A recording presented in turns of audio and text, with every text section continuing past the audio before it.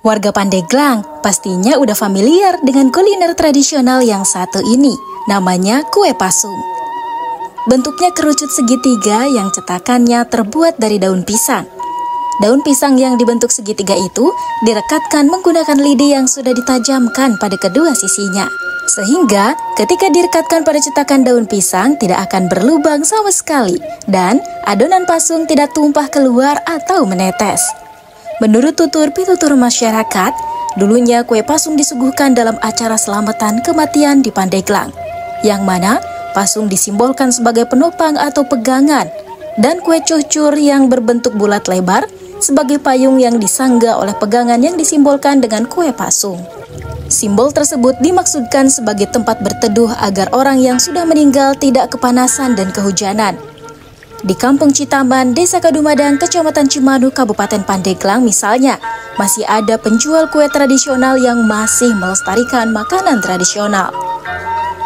Namanya Jumenah, atau yang memiliki nama panggilan Menah. Menah mengetahui resep membuat kue pasung dari Juhud Kaduengang, Pandeglang. Di sana merupakan rumah orang tua suaminya. Hanya dengan melihat secara seksama, Menah sudah bisa mempraktekannya di rumah. Menah biasa membuat kue pasung dua jenis warna, yaitu pasung warna putih dan pasung warna coklat. Adonan pasung menggunakan tepung beras yang diaduk secara merata dengan dicampurkan air dan gula merah, serta diberi taburan garam secukupnya untuk menambah rasa. Adapun warna coklat dari pasung berasal dari gula merah itu sendiri, sehingga dalam proses pembuatannya, kue pasung tidak menggunakan bahan pengawet.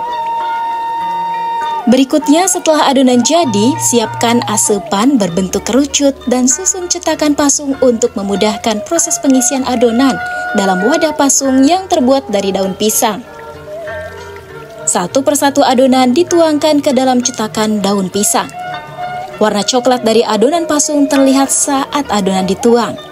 Secara telaten, Menah menuangkan adonan pasung pada cetakan satu persatu sampai terisi penuh. Selanjutnya, pasung dikukus selama hampir 30 menit.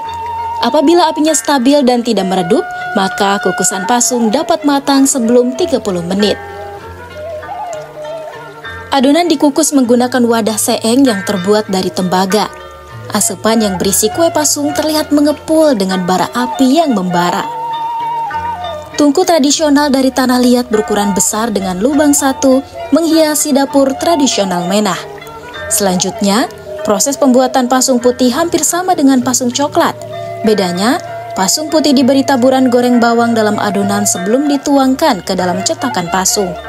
Masukkan goreng bawang ke dalam adonan pasung putih, aduk hingga merata, kemudian tuang adonan dalam cetakan pasung. Kukus adonan sekitar 30 menit, lalu tuang hasil kukusan pasung yang sudah matang ke dalam sair agar hawa panasnya hilang. Menah biasanya menjual pasung keliling kampung saat puasa menggunakan keranjang yang digendongnya menggunakan kain jarik dengan berjalan kaki keliling kampung. Biasanya, Menah mulai berdagang pukul 1 siang. Dagangannya pun selalu ludes terjual tanpa tersisa, bahkan dalam waktu yang tidak terlalu lama, lantaran peminat kue tradisional meningkat saat Ramadan.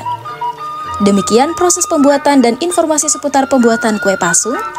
Kira-kira menu tradisional yang ada di kampung para penonton setia channel Mang Depi apa aja nih saat Ramadan? Tulis di kolom komentar ya.